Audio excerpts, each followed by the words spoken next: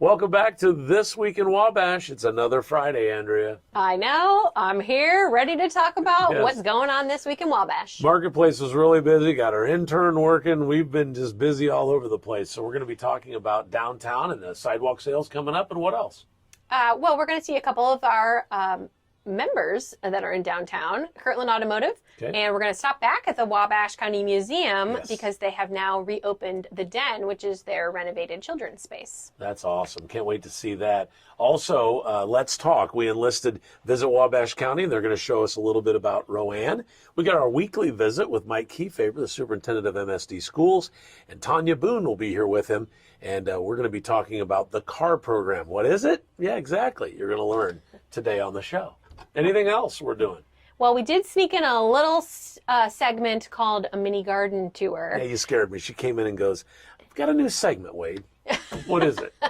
I just love these beautiful little pockets of flowers throughout Wabash. And so we just wanted to stop at each of them while we're in prime bloom season right now before the cold weather rolls in and just take a look at some of the beautiful things in downtown. All right, very good. Stick around because we've got a great show for you. Here is Mike Kiefaber. Today, on This Week in Wabash, I would like to introduce to you Tanya Boone. And Tanya Boone is our Director of Credit Alternative Recovery Program. And this is an acronym that we use, or I use, instead of saying Credit Alternative Recovery Program, we use the word CAR. And I know it's a little corny, but what I say is it is a vehicle or the road to success. So Mrs. Boone, welcome. And Thank you. Wade, I know that you like to go out on these segments to location, but today this would have been very difficult because this program, and Tanya will talk about this a little bit later, actually spans the whole state of Indiana, all 92 counties. So that would have taken us way too much time. So I'm glad that we're here today by this beautiful plant and talking about the CAR program. So Mrs. Boone, again, thank you for coming today. Tell us about yourself and your path to becoming the director of the CAR program. Well, thank you for having me, Mr. Weaver and Mr. Kiefaber. A little bit about my background. I'm not from Wabash, but my husband is. And we ended up coming back here and served as house parents at White's Residential a lot of years ago. And the principals at the time discovered that I had a teaching license, and so they got me involved as a coach at White's High School. And then I was able to work, get my foot in the door and became a special education teacher at the high school there and served as a special education teacher for lots of years. And then as things shifted with the school, as we all know, the residential program with kids constantly coming and going, things shift, and so the school is constantly adapting to meet those needs. And so as things changed, I just took on different roles. Part of that was working in guidance and then working as a transition coordinator, and that was kind of the key that started me working with the CAR program. Okay, well, thank you. And I know that you're going to talk a little bit more about this, but I know that you say lots of years, many years ago, there was a need. And so it's really great that you have been a part of that. You have been a part of White's Residential Family Service as far as being part of the school and knowing all the different things and all the challenges that have happened. So can you tell us about how the CAR program then actually began? You mentioned that, but there was a need. So tell us about that. Several years ago, I would say somewhere between 2010 2013, there started to become a shift in childcare at the legislative level with funding and those types of things. So where before the residential program was seeing students stay for long periods of time, those stays became shorter.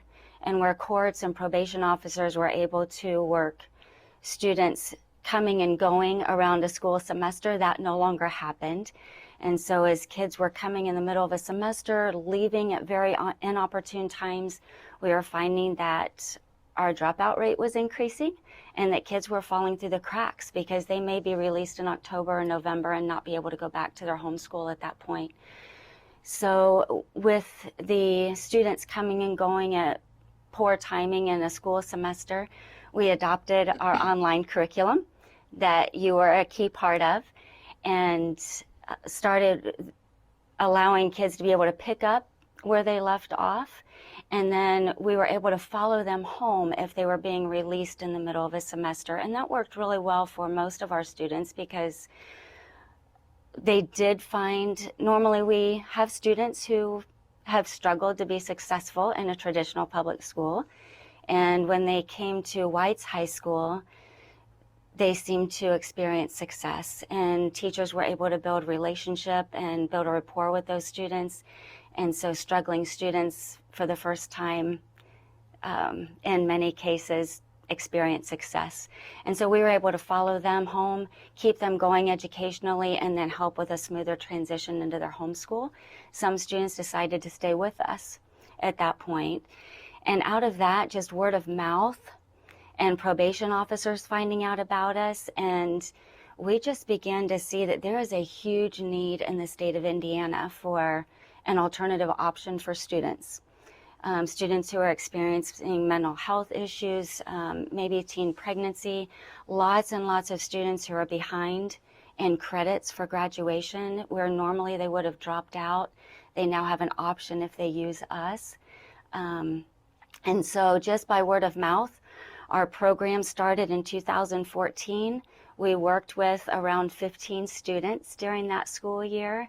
And this past school year, throughout 1920, we served over 500 students across the state of Indiana. Wow. And I know that it's great to have that collaboration between White's Residential and Family Services and White's Junior Senior High School. And you mentioned the relationships that have been built. And we do know that the environment that students sometimes come from is not necessarily always ideal. And so they have found success, like you said, at White's, at the school, and they wanted to continue that success through the relationships they built with the teachers. So that's really great to hear that it continues like that. One thing I was going to ask then, tell us a little bit more about what the student body, what's, the aim is that they are successful, that they have struggling students, sometimes they're at risk, and so what does the student body that you work with look like? What do we look like? Our students, a wide variety of students. We work with 7th through 12th grade students, but the vast majority of our student population are our high school students because we do focus on students who are in credit recovery mode. We have lots of students who have been expelled. And just again, going back to by word of mouth, we've got other schools who have found out about us. So when they have students that they have to put through an expulsion, they're giving them our information and sending them to us so that we can help them keep their students on track for graduation. So a lot of students who are at risk, as you said, a lot of students who are struggling maybe with mental or emotional health issues within the traditional school environment because of anxiety or depression, just need something a little bit different than the brick and mortar. We have several teen parents who have had to enter the workforce, and so they're trying to balance being a mom and a dad, working a job, and trying to finish up their high school diploma. We have mostly juniors, and our biggest population are juniors and seniors who are in credit recovery mode or just need something different. Mrs. Boone, it sounds like there's a lot of success going on with this program, and there aren't a lot of programs that allow students who have been expelled from school to be a part of a virtual situation. But we also know COVID-19 has changed a lot for all of our schools. There are many schools now that have virtual programs. And so what really sets apart the CAR program from other program or online programs? How does it really set apart? I would say the first and foremost thing that sets us apart is that we have an amazing group of staff who have a clearly defined vision and purpose of the students that we work with, and a passion for our student body and the families that we serve. We also have a very flexible curriculum. Our students are able to access it 24/7, which allows a lot of families to accommodate their needs within the home.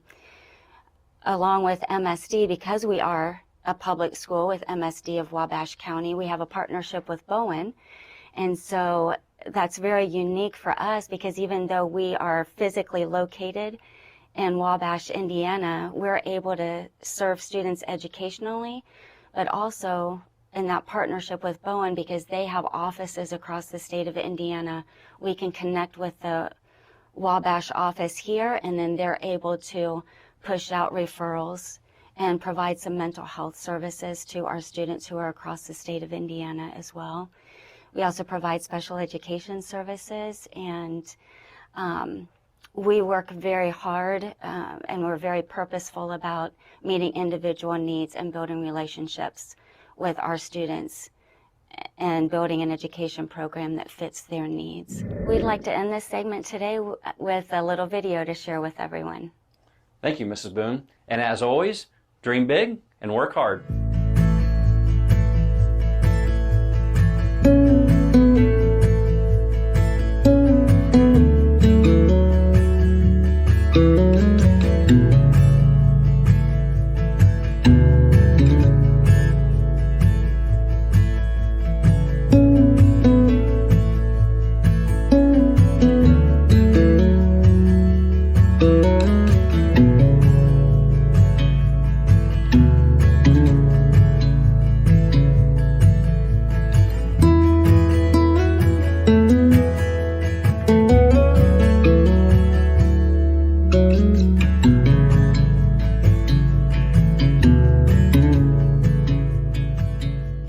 Andrea, it's rolling along. We're having a good time. That was the car program is excellent. I didn't realize there were that many students that were enrolled in that thing. So it's a pretty cool thing. I'm glad you told me about it because I wasn't aware, and so I learned all about it. It really is neat. Speaking of neat, you went to an automotive shop, Kirtland. How clean is that place? I mean, it was real clean, but I fully expected your segue to be, speaking of cars. Oh, okay, yeah. We're going to go to Kirtland Automotive. I know. I didn't, because I didn't want people to be confused the car program with actual cars. But it's okay. So how clean is that building? It's so neat. I know. I said it was so quiet, too. Yeah. Like, you expect a big shop to be banging around and making all this noise, but they probably were being considerate because I was there and filming the space. But not many people get to go behind the scenes in the mechanic shop, and so we get to do that. We're going to take a look at some of their technology that they're using now in auto mechanics, and then learn a little bit more about their customer experience. Cool. So Andrea, take us to Kirtland Automotive.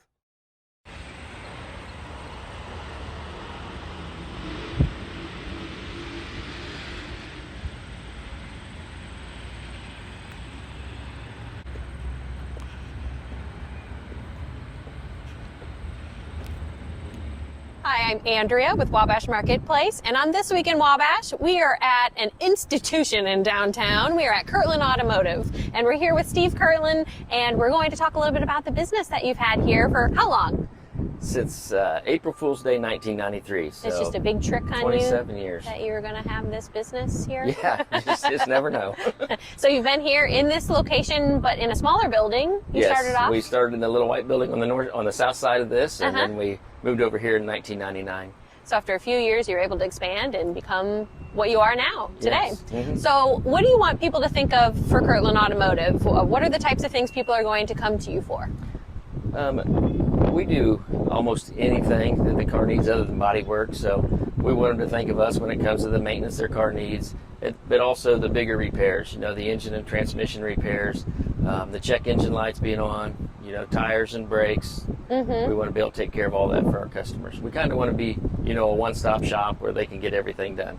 Gotcha. I know when I come, one of my favorite things is that you have a oil change punch card. Yes, we do. And so how many punches and then? 5 and get 1 free. 5 to get 1 free. So I'm always just adding them up, waiting for my free one to come along. We're hoping you lose it before you get to the 5th one. That's not the point of the loyalty card. It's always a jokester. So we want to see inside the shop a little bit more. This isn't an area that the public usually gets to go in, right? No, we usually don't let customers in the shop unless we need to take them out there and show them something. So. Okay, so we want to go behind the scenes, see a little bit more with your mechanics and the types of projects that you're working on, and maybe get a little grease on our hands. Let's do it. Thanks. So I'm going to ask a lot of questions because I don't Okay. know what a lot of this terminology is, but you have said this is an alignment rack. Tell That me is what correct. happens with an alignment rack. That's where we correct all the suspension angles on the vehicles. Sometimes we have to do the alignments after we make a repair to reset the alignment. And a lot of times we'll just notice tire wear issues when we're servicing a car and recommend the alignment. So what is this? How would it work? Would a car roll up on this lift and then? Yeah, we basically put the car on the lift and we raise it up, and then there's cameras on the wall that we bring down.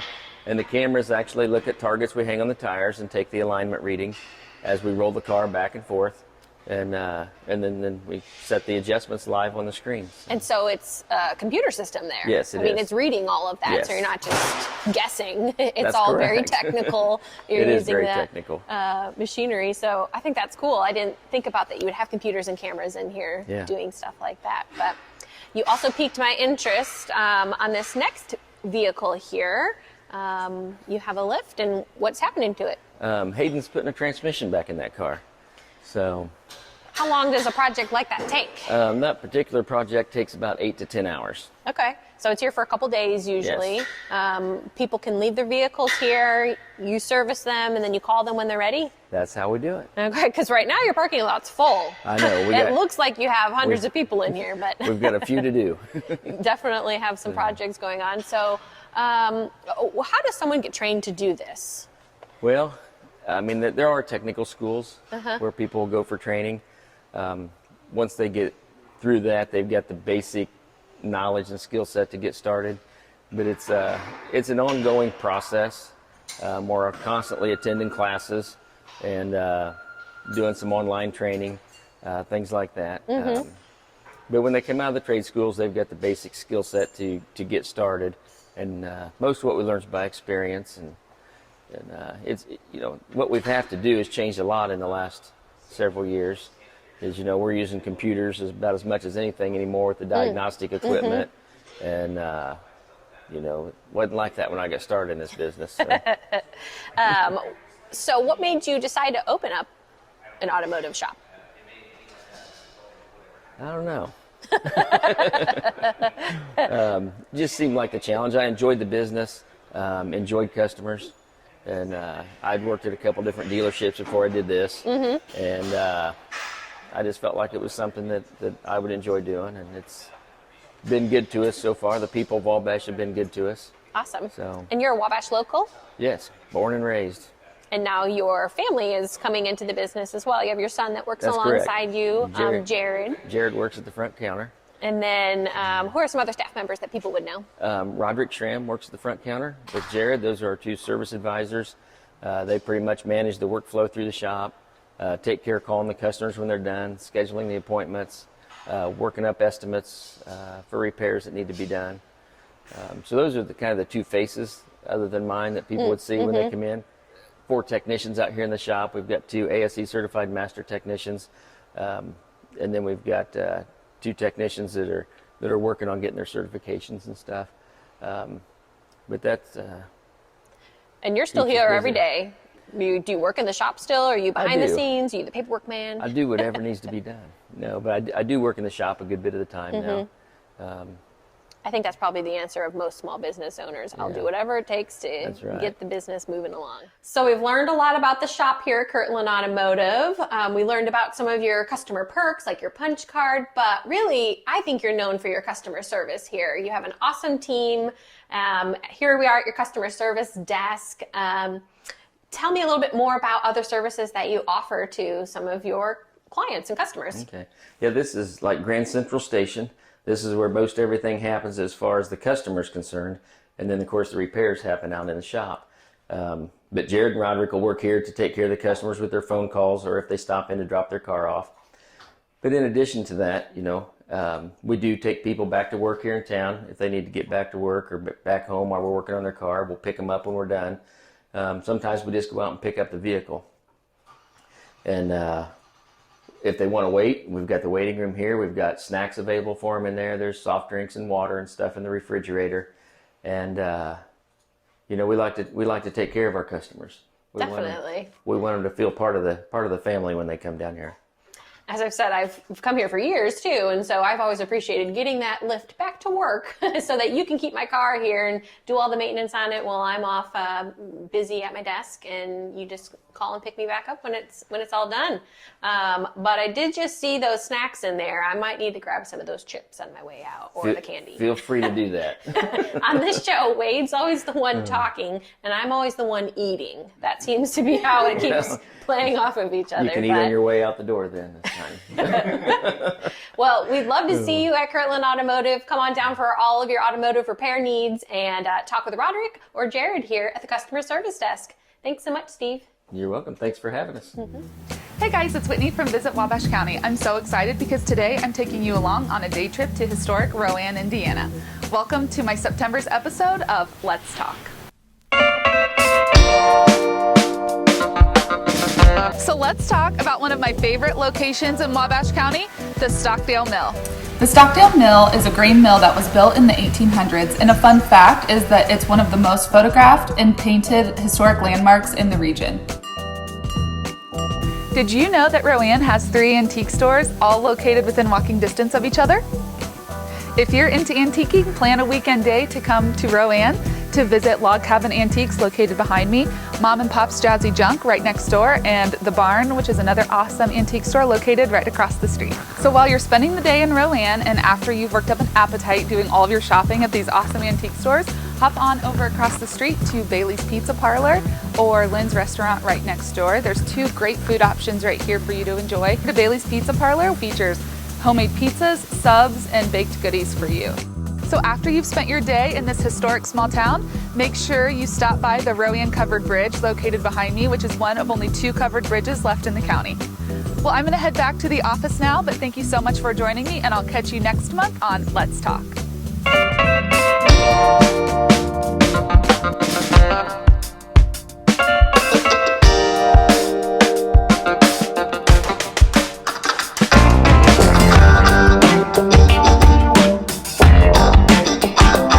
So the Stockdale Mill was a working stock mill. Nope. I almost said cornmeal. On this segment of This Week in Wabash, as promised, we're going to talk to several realtors in the area, as we spoke with Jenny Terrell from Terrell Realty Group. And I know that you guys all work together, so we're going to find out a little bit more about that. But also, these are the 3 ladies that we brought in today from Lundquist Appraisals and Real Estate, right? Yep. All right, Leslie Viger is going to be talking with us first, and we also have Tisha Strickler in there in the middle, and Tammy Gibson on the right over there. 3 lovely ladies. I've never had this much beauty in a show in my life. So, Leslie, let's talk about the current conditions of the real estate industry. Jenny touched on a little bit. It's pretty tough right now trying to find houses to sell. It's pretty fast and furious. We're seeing a lot of homes that are on the market for one day, and within 24 hours, they're getting an accepted offer. And so it has made it a little bit of a challenge to get our buyers in there as quick as possible. And it's also a little bit of a challenge of pricing it. You don't want to underprice it right now in this market because everything is selling quite a bit higher. I believe we are at 8% higher than last year's sales price. So, but you don't have a lot of houses to sell. No, we absolutely do not. I think there's been a lot of pent up buyer demand, buyer activity, because we had those months where everything was shut down, and then we had this awesome booming economy for the last 3 or so years. And then we had buyers ready to buy, and then all of a sudden we can't hardly show homes, we're locked down. So this summer has been a really fast and furious buyer activity with low inventory. Touching on what Leslie said, the Indiana Association of Realtors stats right now for where we're at this year, our inventory is down 28% from last year. That's huge in the real estate market, especially when you're talking, like Leslie said, you've got houses that aren't lasting on the market for 24 hours. Buyers are getting frustrated. Typically, our line is, it's okay, there will be another one. We don't know when that other one's coming. It's bringing a premium on sales for the sellers that are selling them. We've got a huge pool of buyers, especially your first-time home buyers that have been thinking about purchasing. Now, coupled with the low inventory, we also have the lowest interest rates we've ever seen. So we have buyers ready to buy. We have nothing to sell them. So basically, if you've ever thought about selling your home, now wouldn't be the time to sell your home. We're down 28% in inventory. Our sales are still great. We've still got a pretty good volume. Our RACI board, they're saying that we're actually up 8% as far as sales numbers so far for the year. But yet we have a 28% lower inventory. And then last year, we ended the year, our office ended the year, I believe, was it 29 million? It was right about 29 million. And we're We're sitting at 24, almost 25 million so far this year in sales. And still leading the county, and we've led the county in sales for the last 10 years. So one of the biggest declines is also commercial real estate. yes. With the lockdown, with the COVID, we've had a lot of people that would typically be looking at doing commercial that are not now because of all of the lockdown and lack of business that they're going to get starting a new business up. I believe that was down 15% from last year. Which is big in the commercial area. We sold last year. We sold quite a bit of commercial real estate in Wabash, Indiana, for Wabash, and to be down 15% is a big deal for a small community like this. Okay, so you're probably thinking, how am I going to prepare my home to sell in this crazy market, very, very fast market right now? And my suggestion to you is to think about the rule of having that first impression with that buyer, that first entrance into your home.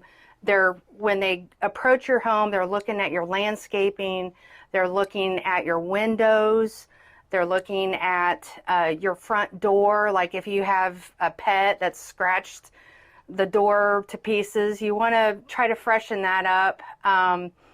And pet smells or any type of animal smell is a real big turnoff to a lot of people, because when you're in your home, you're used to your pet, you're used to that smell, you don't smell it. But an outsider coming in, they're definitely going to pick up on a smell.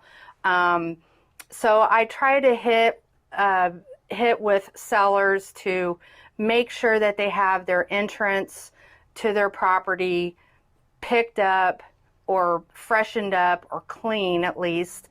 And you're going to have a lot more successful showing if you focus on that front door area of your home. So with the buyer's side in this market, it's an extremely aggressive market.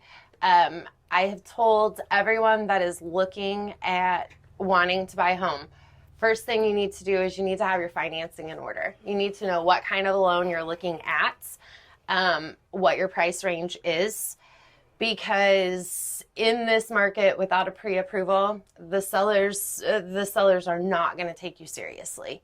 On the flip side of that, I try and keep everybody calm, because it is a very, very fast-paced, a lot of frustration involved in the market.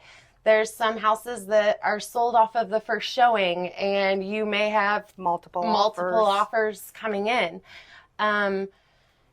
You just have to be prepared for it. There is no completely falling in love with the first thing that you see in this market.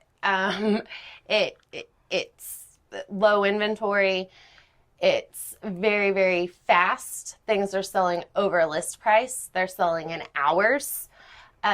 So having your financing, knowing what price range so that you're not looking at a house that you can't afford, you can't buy. As far as trying to come up with an offer, it's an aggressive seller's market. You're never ever going to get what people would consider your best deal in a market like this. You can't throw an offer $30,000 under list price and expect that seller to take the offer seriously, especially if you're one of the first showings through the home. They're going to be like, my house hasn't even been on the market a day. What are they thinking? And that's the exact mentality of the sellers in the industry right now, the way that it is. You've got to write an aggressive offer. You can go under list price, but if there's multiple offers, you're going to have to assume you're going to have to come up to their list price to get it. Some of them, like I said, have went over list price. In bigger areas, some of them are going multiple thousands of dollars over list price to get the house that they're wanting because of all of the offers on it. I've seen more multiple offer situations this year than I've ever seen, which multiple offer situation would be seller waited for all of the showings for one day to come through. Everybody wanted to write an offer. They send out a multiple offer notification. It's kind of a fun game of Russian roulette in real estate. Yeah. Where sometimes writing the cleanest offer is going to win you that home. It's not necessarily always the money. It's money versus how clean the offer is. Financing, if they have local financing. If you've got a local conventional financing and you've wrote the cleanest offer, but maybe you're $5,000 under this USDA offer, the seller is more than likely going to take the one with the less hoops with the conventional financing locally. It's the nature of the beast right now. I've actually had that happen on a couple of homes this year with multiple offers that I was on the listing side of. So there's a lot of things. Listen to your realtor. That's the biggest thing, that listen to your realtor in this market, because we see it day in and day out. A lot of the times clients are like, we just have to try it. Your realtor is telling you, no, you don't have to try it. You probably shouldn't try it. So coming up here in a little bit on This Week in Wabash, you're going to hear from Leslie and Tammy on the realtor and appraisal side and how they kind of combine in what we're doing in this market. And just remember, listen to your realtor. It seems like, Andrea, downtown is booming like every weekend. It's almost like there's something going on. I mean, there's First Friday, and then there's this, and there's that. Well, this weekend is that. I'm feeling very tired just thinking about all of the events and activities that we have. Sidewalk sales. And so this actually usually happens in August, but because some of the events that we usually are in conjunction with were canceled, we waited for another opportunity. And so they're going to be in September this year, and they're in conjunction with the farmers market happening from 8 a.m. to noon at its usual location at the Honeywell and Elks parking lot. Okay. And then you can go do some sidewalk sales throughout downtown. And the Wabash CrossFit is hosting their Crash the Bash, which is a huge competition with over 100 competitors from across, even multiple states are coming in for this event of people that will be in downtown. So is Carly taking us on a tour of what's going on? Yeah, so our intern Carly from Northfield High School is going to visit each of the shops and talk about what shopping specials they'll have available. And of course, you just never know, the sidewalk sale. Yeah. Carly's usually out on the golf course playing really well. I've been reading her scores in the mornings. But Carly and the folks at Wabash Marketplace going to take us downtown, get us ready for sidewalk sale. Hi, this is Carly from Wabash Marketplace, and this Saturday is the sidewalk sales for the small businesses downtown. So I'll be going around to some of the businesses and giving you a little sneak peek of what you may find on their racks and tables outside of their business. So starting out, we are here by Bella Zoe, and Bella Zoe will have racks and tables around 50 to 70% off, so make sure you check that out. Let's go to the next. So I'm here at Tiny Threads to give you a little overview of what's going to be on their racks outside of their shop for the sidewalk sale this Saturday, September 19th. And then another rack over here. So make sure you check them out and get those super cute clothes. I'm currently out here in front of Eclectic Shop, which will also be participating in the sidewalk sales. They'll be having shoes, clothing, home decor, all of this on clearance for you all to enjoy and pick up while you're walking downtown, enjoying the beautiful day on Saturday for the sidewalk sales. I got a little sneak peek of what's in store, and you do not want to miss out. Wood and Ivy will also be participating in the sidewalk sales. They will be having on all of their clearance buy two get one free, so you definitely do not want to miss out on that. And they'll also have other sales going on in store. So the Broche Boutique is another store that will be part of the sidewalk sales. Make sure you check them out and see all the goodies that they have for you. Now, if you're going to be doing all of this shopping around downtown and exploring what the sidewalk sales have to offer, you're definitely going to get thirsty. So make sure you stop by Modocs, as they will be having fall drink samples out and get you replenished to continue your sidewalk sales. So outside of C&J Racks, you'll find extra 40% off the clearance, as well as 10% off store-wide. So that was a little sneak peek of what you'll see on the sidewalk sales this Saturday. As well as that event going on, we will have the Farmers Market at the Honeywell Center in the morning, and Crash the Bash will start on Miami Street at 2. Hope to see you downtown this Saturday.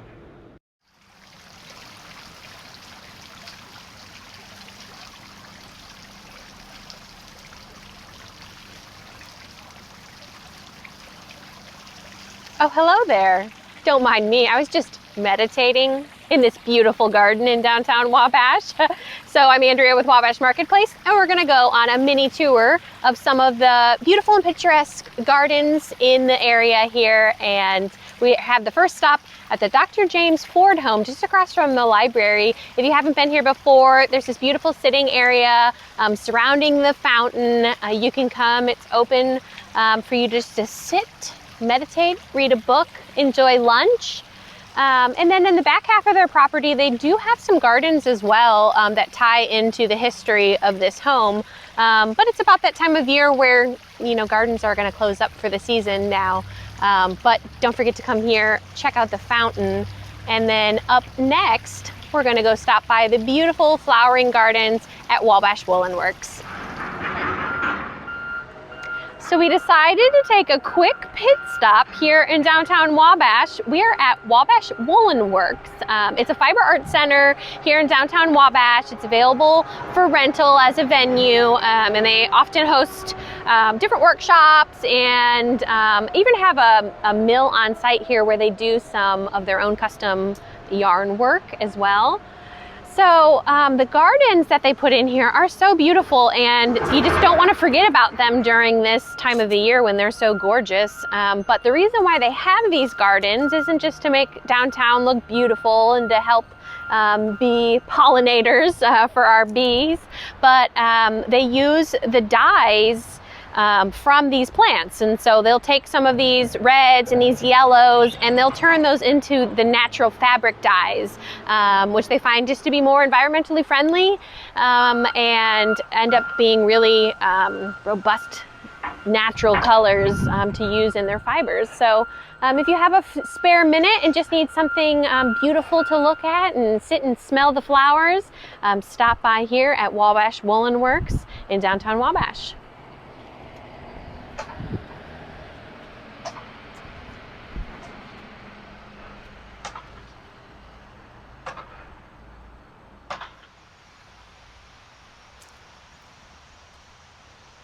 We're at one of my favorite places. We're at Charlie Creek Gardens, and we're gonna do our final stop here on our mini garden tour. So if you haven't been here before, there's a lower level and an upper level, and there are maps to tell you all of the highlights that are happening here at the gardens, but there's also a self-guided walking tour that you can pick up and can journey around while looking at this. So let's take a sneak peek into the park.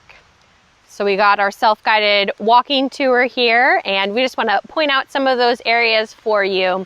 You can come out here on the path. It's paved. It's great for bikes, for walking, for strollers. Come around. There is a labyrinth area available right over here. You can just take that journey around the circle and see what you discover inside the labyrinth.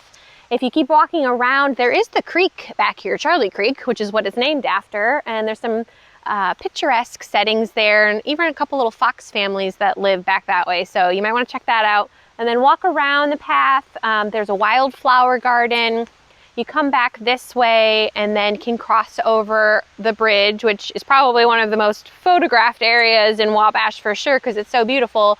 And there is a man-made waterfall. So definitely check out the waterfall. And then you can see there's a path that goes up, and that's to that upper level that I mentioned earlier. There's a piece of public art up there, and there's a maze. If you haven't done it before, it's a maze inside arborvitaes, which is a type of tree, so it makes it really thick and dense, so you can go up there and get lost inside that maze and see if you can find the piece of artwork inside the middle. And then you can come back down the back way here through the shade gardens. That is a stone and step path, but then end your way back up here. There's the beautiful resource center available. If you have any questions about gardening or some of that, you can check what their hours are. But this is such a treasure for Wabash to have this kind of hidden gem right in the middle of everything else that's happening. The most accessible parking is off of Wabash Street on the upper level of the gardens, but there are a few parking spots here off of the Miami Street side as well. So enjoy your mini garden tour through Wabash. I heard that the Rowan Covered Bridge Festival was packed. And you know, they had to trim down some of the activities, and the parade usually brings thousands. But some folks I know that live over there in Rowan said that there was a great crowd all weekend. That's great to hear. Yeah. I know so many of the events had to be canceled that when we're able to morph them, even if they're a limited model, it's better just for everybody to have something fun to do this summer and not just have 2020 be a waste. Right. I was going to tell you in the last segment that we talked, this would have been the weekend for the Founders Day Festival and that parade. So Crash the Bash and the sidewalk sales kind of gives us something this weekend to do. So we're excited about that. All right, let's talk about another one of your partners down there, and that is the museum. And let's talk about the Den. Are you going to take us through it? Definitely. Okay. So it's the new name for their children's area. And so they've just done a little bit of a reboot on the space. They made a whole new area that wasn't there before, like new square footage for under 3-year-old area. So for those little tots, they have a new children's art gallery, a couple new refreshed exhibits, and it's just really adorable. So we get to catch up with Shelby at the Wabash County Museum to talk about the Den. Awesome. Let's get downtown and do it. I can't wait to see it. We're here at the Wabash County Museum. We actually were here not too long ago, just a few months ago, and did 2 segments and gave you like an in-depth tour inside the whole museum. But we wanted to come back today because they have done a refresh and a reboot on their Children's Education Center, and is now called the Den. And so we're going to get a tour inside that space today. But just a reminder, we do have scooters available now in downtown Wabash. They are available here at the museum, Morel scooters. They use GOAT as the brand for the scooter, so just download that GOAT app and you can start enjoying the scooters for just $1, and then it's 25 cents a minute after that. So let's go take a look at the Den inside the Wabash County Museum. As promised, we are here inside the Den, which is the newly refreshed and rebooted children's space here at the Wabash County Museum. And so I have Shelby here with us, and we're going to talk about some of the improvements that you've made in the space. So we're so glad you guys came today. This is our newly renovated space called the Den. It's presented by Beacon Credit Union. Over quarantine, we had the pleasure and the time to actually revamp this space. It was horrible being closed, but we got a lot done, which was super beneficial to us to be able to do construction projects without guests being in the building.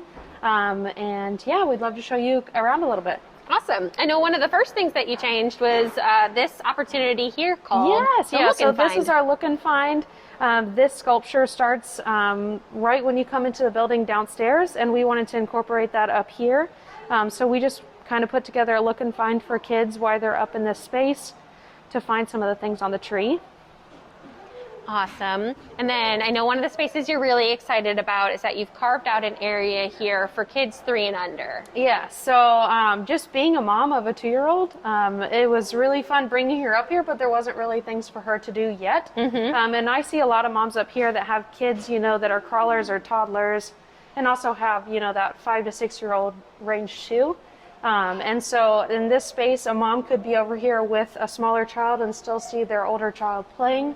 And we just wanted a space, a safe spot with the gate, you know, so they're not getting ran over, can still engage with the older siblings, but have a space to themselves too. Awesome. And you added this new artist wall, which is for so children. This is really fun. We still need some more artwork, but we wanted a space for kids that come into the museum to put their artwork on display. Once we fill them up, we'll still accept artwork and we'll put it on our digital signage, but we wanted a place, you know, to make this feel like their space. So if somebody has a children's submission that they'd like to make, just contact you. Yeah, they can contact the museum.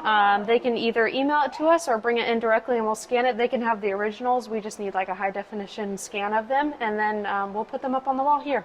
Awesome. So we didn't get to see these windows before. Yes, tell me more about this. We wanted some historic photos in here, so we tried to find local photos. Everything has been taken either in the city or around the county.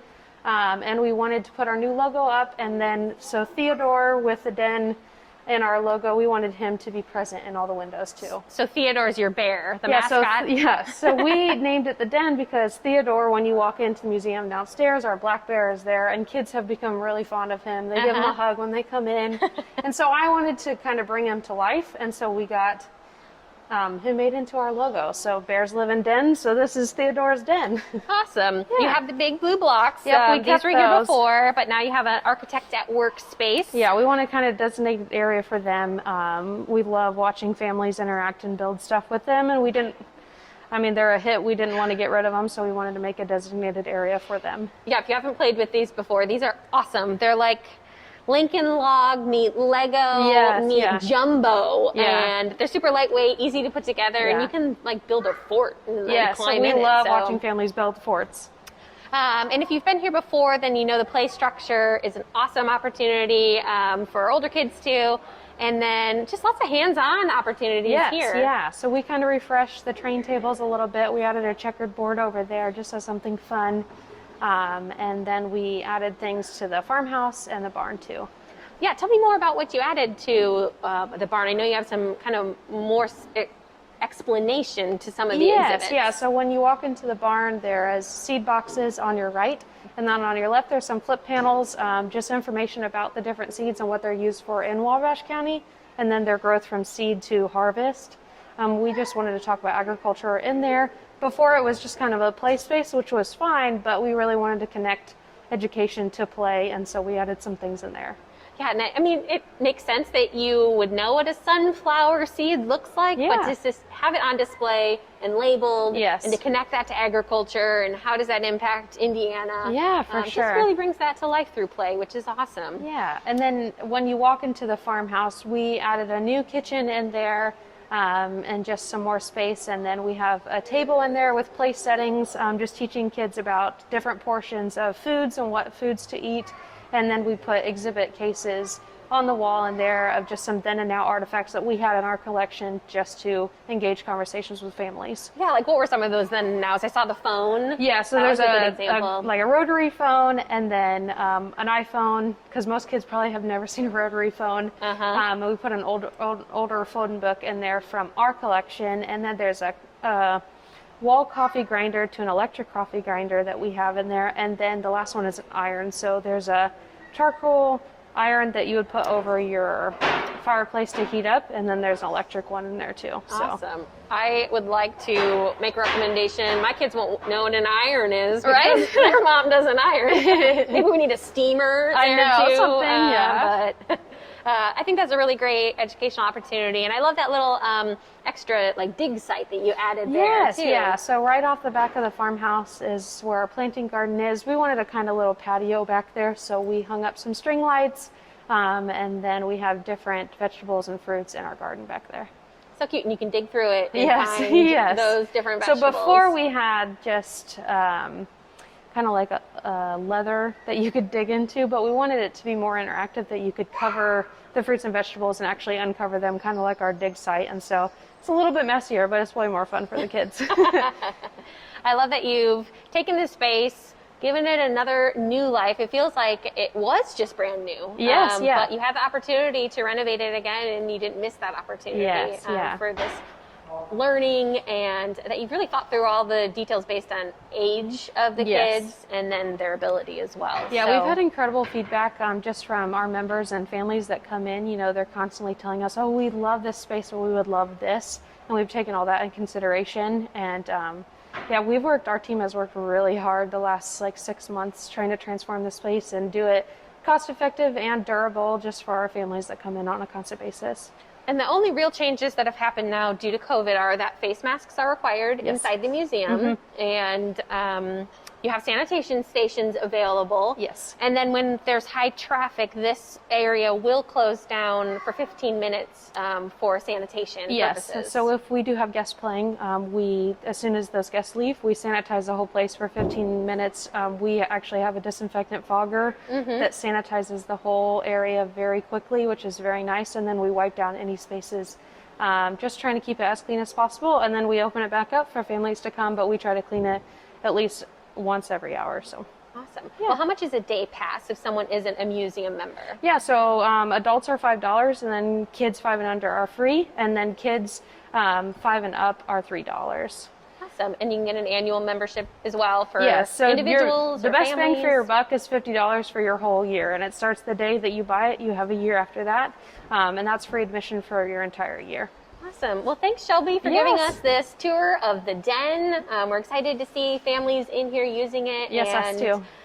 If you have any artwork submissions, send those to the museum for the youth gallery. Welcome back to This Week in Wabash, our segment from Wabash City Schools. And normally Jason Callahan is the host, but I get to do it this week. Emily, nice to see you. Nice to see you. This is Emily Tracy, the Director of Curriculum and Instruction. I'm not real good at education, so I forgot that word, instruction. But anyway, the Director of Curriculum and Instruction. Why don't you tell us, I guess briefly, what does that entail? Yeah, so the Director of Curriculum and Instruction is a pretty pivotal role. We get to work at the district level, so I get to work with all buildings from LHC at the Early Childhood Center all the way up with Mr. Blossom and Ivy Tech. Okay. So the main goal is to be able to align our curriculum and instructional strategies pre-K through 12th grade. So when we look at literacy, anywhere from programming to textbooks to materials, minutes spent a day, kids reading and writing, all those types of things. And we do that with math, and we do that with science and social studies and entrepreneurship, the whole gamut. Obviously, you go from K all the way to senior, so it's not necessarily the same instruction, of course, but is it the same kind of theme then? Is that what you're saying? Yeah, so there's a lot of different practices when we teach kids, and obviously we have to look at developmentally what's appropriate for each level of kids. But yeah, teaching reading and writing, it doesn't matter if we're preschool or fourth graders or juniors and seniors in high school. We need to teach kids how to think critically, to be able to analyze texts and form opinions. Gotcha. Wow. So every once in a while you hear curriculum, you hear curriculum director, you hear some parents saying, gosh, I wish they wouldn't teach that kind of stuff in school. And, there's been some stuff of late. So how do you handle that? I mean, not every child is at the same level as of learning, but also of maturity. Mm-hmm. How's that work? Yeah. I think that at Wabash City Schools, our vision is to build a legacy of opportunity for all. Mm-hmm. So we don't want to limit kids to a set of materials or curriculum that's in a canned box, right? We are really trying to teach kids to, again, think critically, form opinions, and reach lots of different perspectives. And we are also very fortunate because I feel like we have worked really hard to build out diversity and cultural awareness. I mean, anywhere from at the pre-K and elementary level with our dual language immersion program, we have a grand opportunity to be able to embed that into the curriculum. And with that program, it is slated out to go through middle school and high school in the next coming years. So, I mean, this year we have a Japanese teacher. Yeah. So that is pretty incredible. So we're always looking for the opportunity. Gotcha. Wow. Seems like a lot to put on your plate. Let's go through your past. You started out as a teacher then when it came to education? Yeah, I was a second grade and fourth grade teacher down in Noblesville with Hamilton Southeastern Schools. Fortunate after 7 years to be able to travel up north to Bremen Public Schools to be an assistant principal. Grabbed my first principalship with Madison Grant for 4 years, and then I came back home. Wow. All right. So you've been a principal at OJ. Yeah. Now moved up to this position. Yeah. That's awesome. Yeah. So there are a lot of things going on in Wabash City Schools. We've had an opportunity to talk to not only the Japanese teacher, but some of the other things. A lot of excitement going on, is it not? Yeah, it is. It is a great time to be an Apache for sure. Today we are at a very first e-learning day for the school year. That's right. You remember last year we had our first scheduled e-learning day for March 18th, and then March 13th happened, and we got 45 days of it really, really quick. So we are very well prepared today, and the opportunity that the teachers and staff have today are pretty incredible. We have Apple trainers from California providing professional development on accessibility and assessment to primary and secondary teachers.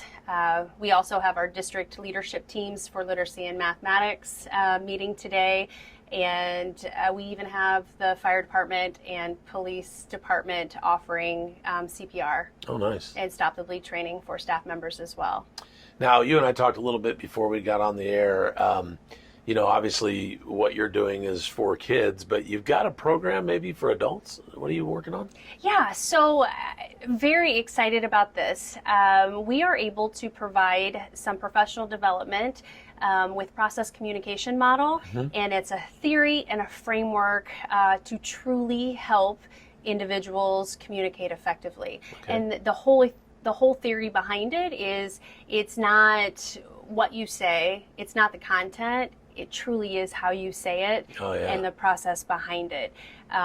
So not only is this incredibly impactful for all of us as adults, the staff, to work with each other, but also gives us a huge insight into how do we reach kids? How do we reach all kids? Yeah. So it is pretty incredible. When you were talking, I got to thinking about texting, and this is such a text world, or a Facebook Messenger or whatever, all these different ways of communicating non-verbally. Yeah. You can't get the gist of a conversation with those. You can't get the context. You can't. Yeah. Or the feeling of that. So when you were mentioning, you know, how to communicate verbally, please. Yes. Can we do more of that? Yes. Yeah. So, you know, another little tidbit from this is the whole premise behind it is that everybody has a preferred channel of communication. Yeah. And we can tap into those channels of communication just by reading tones, gestures, words, body language. Gotcha. And to be able to be aware of that is, again, it's just incredibly impactful. Oh, heck yeah. Well, very nice. Is there anything else you'd like to tell us about what's going on at Wabash City Schools? Yeah, so Monday, the 21st, we are actually holding our closing graduation ceremony for our first ever Wabash City Schools Ambassador cohort. Oh, yes. The Ambassador program, we have recruited around 23 different community members from different businesses, Ford Meterbox, Grow Wabash County, everywhere in the community to come and learn everything there is about Wabash City Schools, from the business of kids to transportation, food and safety, to teaching and learning, the facilities, and they are going out Monday to go back out in the community and truly be spokespeople for Wabash City Schools.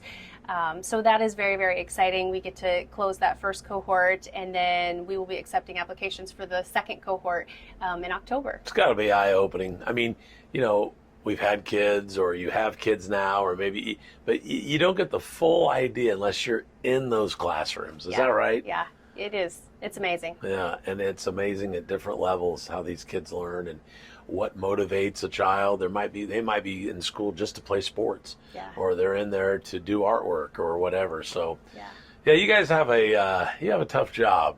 Yeah. I thank you for the work that you've done and staying in education, because it's so important. Yeah. I don't think we don't put enough I guess, emphasis on what teachers and the educational system is for our country. Yeah. Yeah, and I mean that. I'm not just saying that because you're here. Yeah. No, thank you. Yeah. It's great. We keep coming back every day. Yeah. They need us. Yeah. And man, again, I was talking to a teacher. I mentioned this one other time. A teacher, I believe from Marion, and I think I've heard from locally here too, but you know, she has her computers over here where she's Zooming some of the kids that are home while she's also trying to teach the ones live at the same time. I mean, and then after it's over is doing some more learning with other, I mean, it's just crazy. Yeah. It is. It's not like it was when you started, was it? No, it's not anything like it. And I will tell you, the dedication of our staff at Wabash City Schools is incredible. They go above and beyond, and although they're Zooming and they're teaching at the same time, there are so many of them that when the school day ends at 3:30, they're either meeting with kids or they're hopping online for other kids that are doing e-learning. They're just great humans. Yeah, no kidding. You all are. Yeah. Appreciate it. Anything else? Thank you. Nope, I appreciate your time. All right, very good. Emily Tracy, the Director of Curriculum and Instruction at Wabash City Schools. Yep. Did I do it? Yeah. I did it. All right, we've got more on This Week in Wabash now.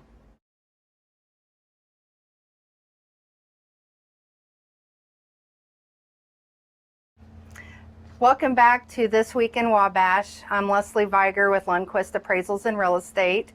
And here we have Tammy Gibson from our office. She is an appraiser with over 20 years of experience, and she is also a realtor. And we're going to talk a little bit more about the appraisal part of Lundquist Appraisals and Real Estate. Yeah, so I would probably start right now with those low interest rates that we have. Things are getting pretty crazy in our office. And one thing is our appraisal load is where usually we can get them out in 5 to 10 days. It's taking 3 weeks to over a month to do such a thing. So have patience if you're getting in the appraisal process. But it really, the two go hand in hand. It's great having both realtors and appraisers in our office because we can bounce ideas off. But for me, with just recently getting my realtor's license, even though appraising and selling real estate are almost two different animals, they really complement each other when you have, you know, the knowledge of both of them also, right? Do you see that helping? Yes, because a lot of times, you know, some of the realtors will go to the appraisers and ask them, hey, will this house pass for USDA or FHA type of financing? And, you know, most realtors who have experience will know the basics of what that would be, but an appraiser knows all of the things usually of what would be disqualified in an FHA or USDA loan. So like a question I had today was a gal who I'm doing an inspection for, FHA. She goes, why am I getting an FHA? So a lot of times they would get an FHA, USDA, just because they may not have as much down payment as a conventional loan.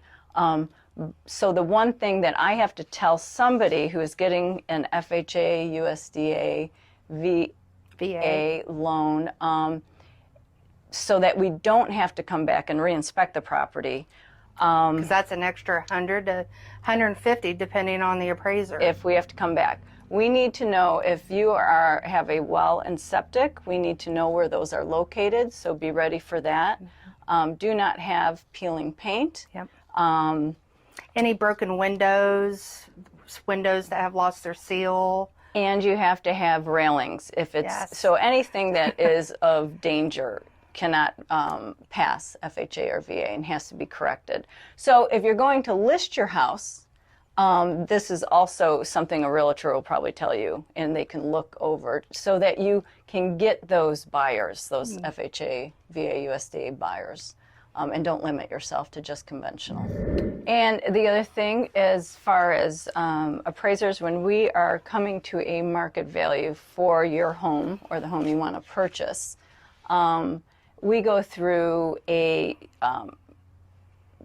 different approaches, but mainly we are looking at what has sold nearby your home or as nearby as possible. Sometimes the perimeters get wide if it's a unique property. And then also we'll go by... We look at private sales. We have lists of private sales. And so then that's from the comparables that are like your home that have sold recently. That's how we come to a conclusion on your price. We also go with a income approach if it's a rental, or a cost approach where we're just costing it out. But if it's a new construction. But mainly we look at those homes that have sold that are like yours recently. So also that, can be for buyers, if they, with the prices going up really high right now, if they are bidding over list price, if it doesn't appraise out, that could be a problem with the loan. Yep. So and that's happening a bit in the market right now. Yep. And then at that point, you the buyer and the seller have to come up with a solution to that. The buyer either has to come up with that difference, which hardly ever happens. The seller will reduce their price to the appraised value, or if you have two parties that are just not going to come to an agreement, then they back out of the contract and sign a mutual release, and the buyer gets their earnest money back generally in that instance, and the seller goes and tries to find another buyer.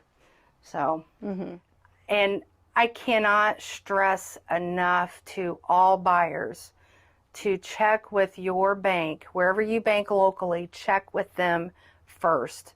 I have had, I don't know how many transactions where it was an absolute nightmare dealing with a mortgage company that is in California or on the East Coast, and the right hand does not know what the left hand's doing, and it totally either delays the closing or it does not close.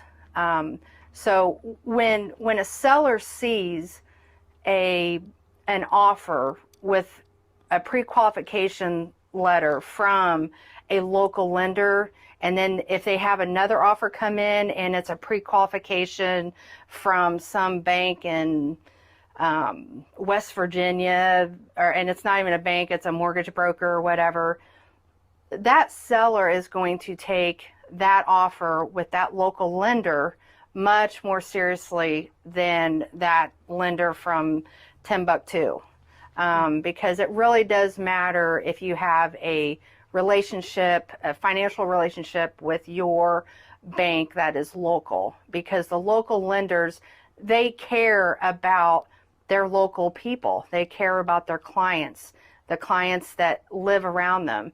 So they care about the reputation that they have in the place that they live and work. And it's more direct and hands-on, Yes. and less red tape for their processes as compared to these national ones.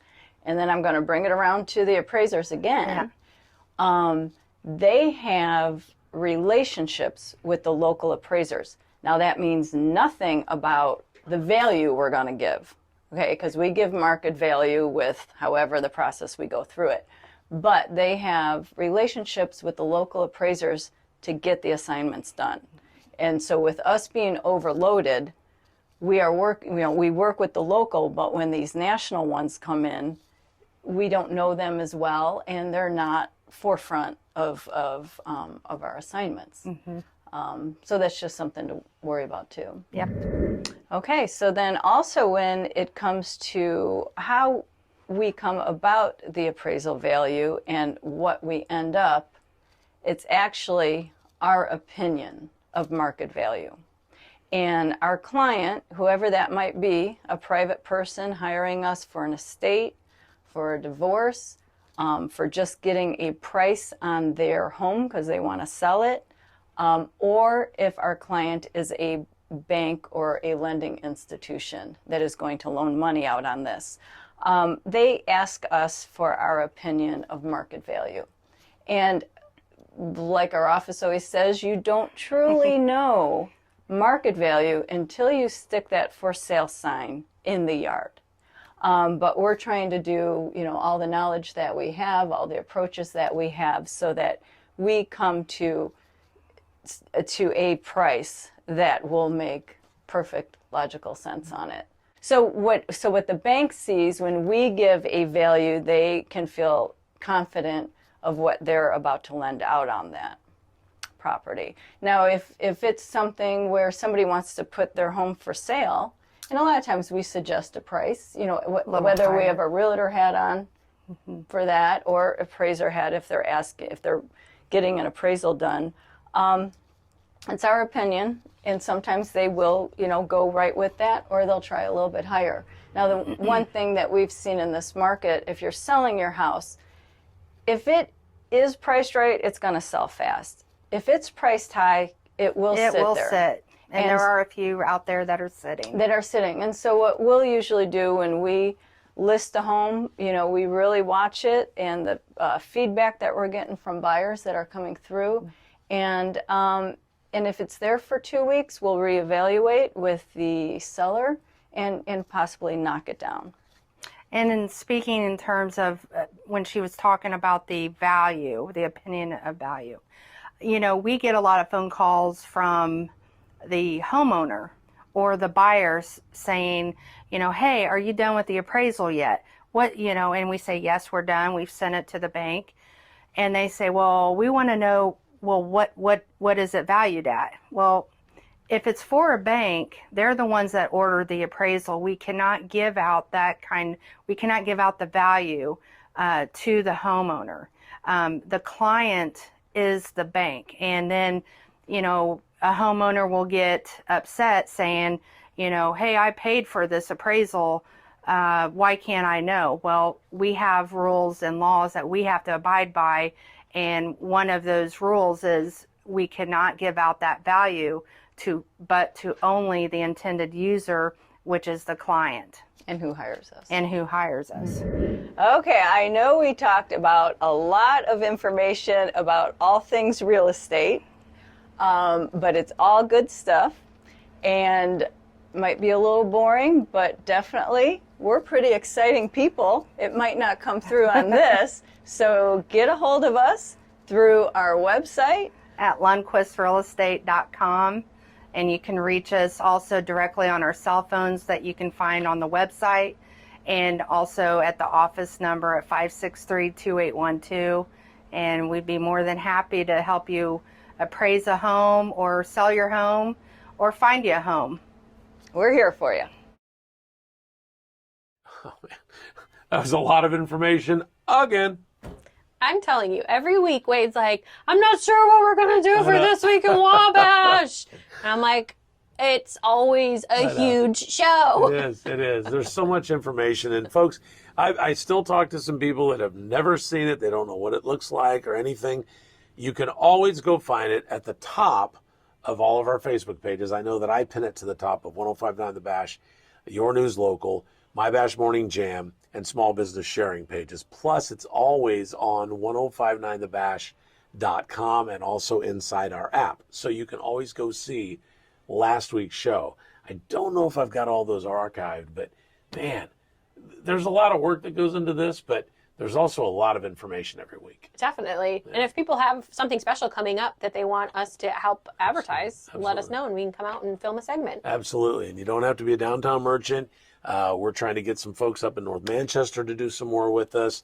Visit Wabash County. Hopefully will be a at least monthly segment, but that we might enlist them to do some things throughout the week. But let us know. And if your school would like to shoot something and get it sent to us, let us know. We'd love to have that too. Cool. Well, next week we know of a couple of things. What do you know about next week for the show? I'm going downtown, no surprise, to Custom Crafts. Are you taking your girlfriends and doing a little craft I wish party? that sounds really fun. I know. I should do that. Yeah, it really does. Can I go? Can I go? I'll be your best girlfriend. If you haven't been there before, it's similar to a board and brush concept. And so you can go and pick out like a frame or a piece of furniture, and Kendra that owns it will teach you how to stencil, so you don't have to have any artistic knowledge or skill sets to come in to do it, or you can do like a one-of-a-kind piece as well, but she'll talk you right through the whole process.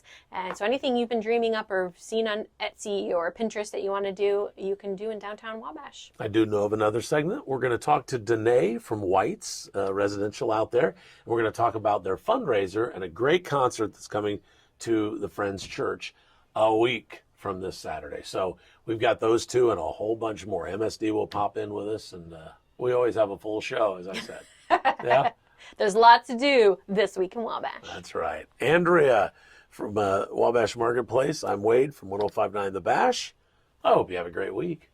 Thanks. I'll see you next week. All right. Catch you later.